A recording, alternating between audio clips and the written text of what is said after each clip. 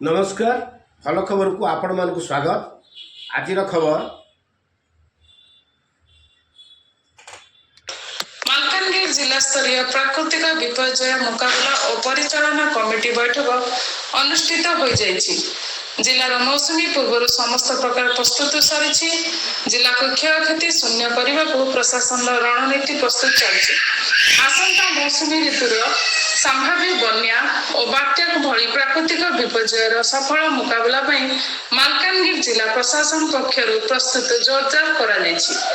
जिला परिषद सम्मेलन कक्षठारे जिला स्तरीय प्राकृतिक विपर्यय कमिटीर एक गुरुत्वपूर्ण समीक्षा बैठक सफलतार सह अनुष्ठित हो जाइछि। एही बैठक में बन्या पूर्व प्रस्तुति, जरूरीकालीन उद्धार कार्य एवं विपर्यय परवर्ती पुनरुद्धार योजना उपरे विस्तृत आलोचना करा जाई 26 दफा विशिष्ट कार्यसूची प्रस्तुत करा जाइछि। बैठकर प्रारंभ में अतिरिक्त जिलापाल राजस्व वेदवर प्रधान स्वागत भाषण प्रदान करने सह उपस्थित समस्त अतिथि और अधिकारी मानक स्वागत करथिले। यह सहित से जिलार प्राकृतिक विपर्यय परिचालना रूपरेखा संपर्क में प्रारंभिक सूचना देथिले। एही उच्च स्तरीय बैठक में मालकानगिरी जिला परिषद अध्यक्षा समारी टांगुलु मुख्य अतिथि भाव उपस्थित रही विपर्यय परिचालना कार्यक्रम तृणमूल स्तर में सफल रूपायन उपरे गुरुत्वारोप करथिले। यह सहित मालकानगिरी विधायक नरसिंह माड़कामी और चित्रकोंडा विधायक प्रतिनिधि गोविंद पात्र और सांसद प्रतिनिधि संजय सरकार प्रमुख जोगदे क्षेत्र स्तरीय समस्या और जनसाधारण सुरक्षा संपर्क में निजर मतामत रखिथिले। प्रशासन पक्षर मुख्य उन्नयन अधिकारी तथा निर्वाही अधिकारी दाशरथी सराबू एवं उपजिलापाल दुर्योधन भई उपस्थित रही विपर्यय परिचालना ब्लू प्रिंट उपस्थान करथिले। बैठक अवसर में मालकानगिरी विधायक श्री माड़कामी प्रशासनिक सजबाज को नहीं कहते प्राकृतिक विपर्यय समय जिलार प्रत्येक जीवन आम मूल्यवान, विशेषकर आम जिलार दुर्गम एवं विच्छिन्नांचल रहुवा जनसाधारण जेपरी बन्या समय जोगाजोग विच्छिन्न हेले समस्यार सम्मुखीन न होती पूर्व प्रस्तुति को सुदृढ़ करने को सरकार और प्रशासन मिलित भाव शून्य जीवन हानि लक्ष्य नहीं कार्य करछंती एवं जनसाधारण सुरक्षा ही आमर प्रथम प्राथमिकता। यह सहित विधायक श्री माड़कामी वर्षा समय जिले में आंबुलांस सेवा सुनिश्चित करने, विपदपूर्ण नदीकूल अंचल गार्डवाल निर्माण करने एवं संभाव्य विपद रक्षा पाइबा लोकों मध्य व्यापक सचेतनता और सतर्कता अवलंबन करने परामर्श देइछन्ति। अति कम समय मध्य प्राकृतिक विपर्यय समय लोकों निकट में पहुंची से सुरक्षा जोगाई देवा उपरे से विशेष गुरुत्वारोप करिसेंति। बैठक में निया निष्पत्ति अनुसार जिलार विभिन्न नदी और केनाल बंधर पूर्वर होउथबा घाई गुड़िकर स्थायी मरामती एवं दुर्बल स्थान गुड़िकर 24 घंटिया जगह रखा कराजिवो।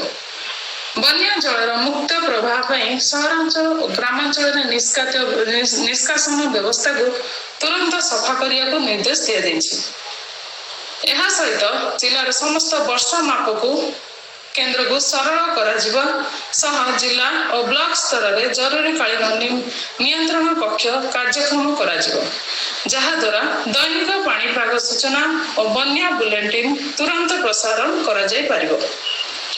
खालुआ एवं संवेदनशील अंचल लोक को सुरक्षित स्थानांतर करने बहुमुखी बन्या आश्रय स्थल गुड़ी चिन्हट करा जायछि एवं सेठारे पानीय जल, आलोक और परिमल व्यवस्था को सुनिश्चित करने को कहुଯାଇଛି। विच्छिन्न संजोग हेबाकु थिबा आभ्यंतरीण और रणनीतिक अंचल पूर्व ही पर्याप्त परिमाण शुक्ला खाद्य, चाउल एवं जीवन रक्षाकारी सामग्री गच्छित रखा अग्रिम चुक्ति सरी।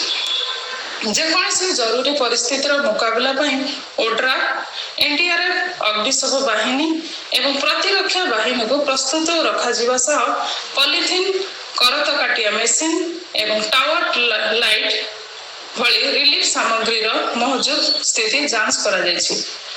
विपर्यय समय टेलीफोन लाइन ସଚଳ ରଖିବା ଏବଂ ବିପର୍ଯ୍ୟୟ ପରେ ବିଦ୍ୟୁତ୍, ଟେଲିଫୋନ ଯୋଗାଯୋଗ ଓ ରାସ୍ତାଘାଟ ଭଳି ଅତ୍ୟାବଶ୍ୟକ ସେବାକୁ ତୁରନ୍ତ ପୁନରୁଦ୍ଧାର କରିବା ପାଇଁ ଲାଇନ୍ ବିଭାଗର ଅଧିକାରୀମାନଙ୍କୁ ବିଶେଷ ଦାୟିତ୍ୱ ଦିଆଯାଇଛି। ତୃଣମୂଳ ସ୍ତରରେ ସହାୟତା ପହଞ୍ଚିବା ପାଇଁ ସ୍ୱେଚ୍ଛାସେବୀ ସଂଗଠନ, ସ୍ୱୟଂ ସହାୟକ ଗୋଷ୍ଠୀ, ଗୋଷ୍ଠୀ ଭିତ୍ତିକ ସଂଗଠନ ଏବଂ ପଞ୍ଚାୟତରାଜ ଅନୁଷ୍ଠାନର ପ୍ରତିନିଧିମାନଙ୍କ ସହ ସମନ୍ୱୟ ରକ୍ଷା କରାଯିବ। କ୍ଷୟକ୍ଷତିର ତୁରନ୍ତ ଆକଳନ ପାଇଁ ନିୟୋଜିତ ହେବାକୁ ଥିବା ସରକାରୀ କର୍ମଚାରୀମାନଙ୍କୁ ସ୍ୱେଚ୍ଛାକୃତ ପ୍ରଶିକ୍ଷଣ ଦିଆଯିବ ଏବଂ ମିଳିତ ଭାବେ ସମସ୍ତ ପରିସ୍ଥିତିର ସାମ୍ନା କରିବାକୁ ଆହ୍ୱାନ କରାଯାଇଛି। ଜିଲ୍ଲାର ଜରୁରୀକାଳୀନ ଅଧିକାରୀ ଦୀପ୍ତି ରଞ୍ଜନ ସାହୁ ସମେତ ବିଭାଗୀୟ କର୍ମଚାରୀ ବୈଠକ ଆୟୋଜିତ କରିବାରେ ସହଯୋଗ କରିଥିଲେ। ଅନ୍ୟମାନଙ୍କ ମଧ୍ୟରେ ସମସ୍ତ ଜିଲ୍ଲାସ୍ତରୀୟ ଅଧିକାରୀ, ଗୋଷ୍ଠୀ ଉନ୍ନୟନ ଅଧିକାରୀ ଓ ତହସିଲଦାର ମାନେ ଉପସ୍ଥିତ ଥିଲେ।